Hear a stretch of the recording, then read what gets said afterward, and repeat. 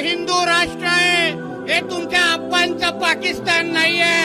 बुलाओ हैदराबाद से तुम्हारे वो दो भड़वों को। जी हाँ मेरे दोस्तों, नितेश राणे ने फिर एक बार और मुसलमानों के खिलाफ बहुत बड़ा जहर उगला है। किस तरह आज इस वीडियो में सुनेंगे नितेश राणे की जुबानी, और साथ में इस भाई का अहम पैगाम भी सुनेंगे इंशाअल्लाह। तो आपसे गुजारिश है दोस्तों, इस वीडियो को एंड तक देखें और मुकम्मल जानकारी लेकर जाएं। तो अब आप सबका टाइम न लेते हुए इस वीडियो को शुरू करते हैं दोस्तों। हिंदू राष्ट्र है, ये तुमच्या अप्पांचा पाकिस्तान नहीं है। बुलाओ हैदराबाद से तुम्हारे वो दो भड़वों को। गुस्ताखों की इतनी हदें पार हो चुकी हैं कि वो अपने बयानों को रोकने का नाम नहीं ले रहे हैं। आप लोगों को पता है कि अभी कल नीतीश राणे की अचलपुर में एक जनसभा थी। उस जनसभा के अंदर मुसलमानों के खिलाफ इतना जहर उगला है, ऐसी ऐसी बातें कही हैं कि वाकई में जिनको अगर मैं आपको बता दूं ना तो आपका खून खोल जाएगा। और मैं आप लोगों को उन बातों को बताऊंगा। इस वीडियो के अंदर आप एंड तक बने रहें। दोस्तों, आखिर नितेश राणे ने क्या कहा है, उससे पहले मैं आप लोगों से कुछ बातें कहना चाहूंगा। इन्होंने कहा तो मराठी में है, लेकिन मैं आपको हिंदी में बताऊंगा कि इन्होंने क्या कहा है। सबसे पहले मैं आपको बता दूं कि जो गुस्ताख आया था रामगिरी महाराज, उन्होंने अल्लाह के रसूल हजरत मोहम्मद रसूलुल्लाह सल्लल्लाहु अलैहि वसल्लम की शान में गुस्ताखी की। उसके बाद में जस्ट बाद में मुसलमानों ने विरोध किया। फिर नीतीश राणे 1.5 फुटिया आ गया सामने। इन्होंने कहा अगर इन्होंने हमारे किसी ने भी हमारे रामगिरी के बारे में कुछ भी कहा तो हम मस्जिदों में घुस कर उनको बदला लेंगे। ये कुछ भी आप समझ सकते हैं, ऐसा सब उन्होंने कहा था। उसके बाद में जाहिर सी बात है किसी न किसी हर किसी की भावनाओं को ठेस पहुंचनी है।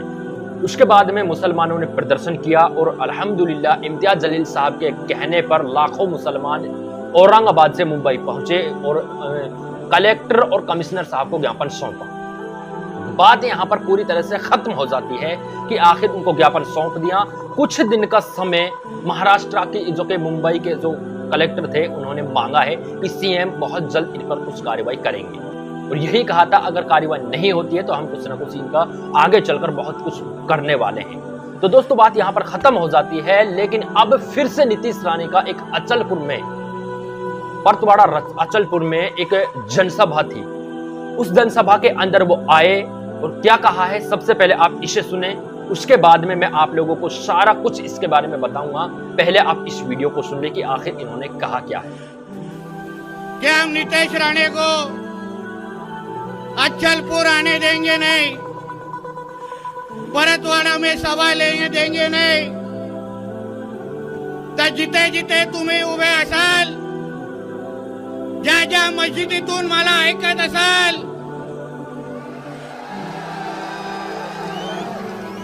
एक लक्षात ठेवा, हे आमचा हिंदू राष्ट्र आहे, हे तुमच्या अप्पांचा पाकिस्तान नहीं है।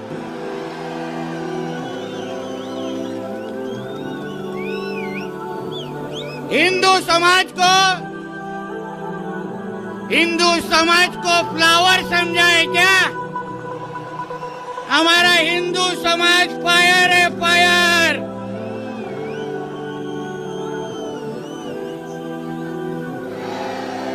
सभा आयोजित केल्यानंतर फार हिरवे साप वळवळत होते। मी आपल्या मोबाईलवर एकावर एक व्हिडिओ बघतोय,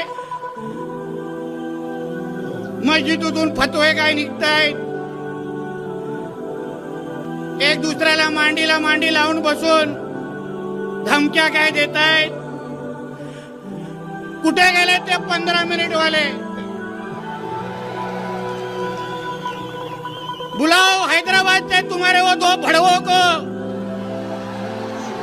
और बताओ उनको हम लोग खड़े हैं इधर परतवाड़ा में, हम लोग खड़े हैं, आके इधर सामने खड़े रहो।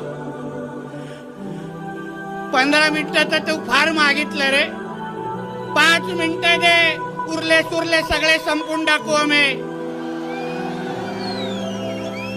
कोणाला धमक्या देता,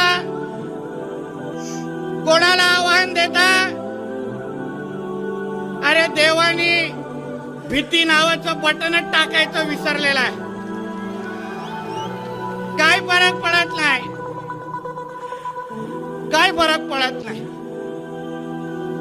आता गेलो तुमच्या सगळ्यांच्या समोर, हिंदू समाज। दोस्तों आप लोगों ने ये वीडियो देखा है, वीडियो तो बहुत लंबी है, आप लोगों को सुनाऊंगा तो आप बोर हो जाएंगे, लेकिन इन्होंने कुछ ही मैंने इसमें बातें बताई हैं, कुछ बातें सुनाई आप लोगों को, शायद कुछ समझ में भी आई होंगी, अगर नहीं आई है तो मैं आपको बता दूं आगे भी और कुछ कहा है। सबसे पहले इसने कहा था कि आपको पता होगा वारिस पठान साहब ने इसका एक नाम रख दिया था।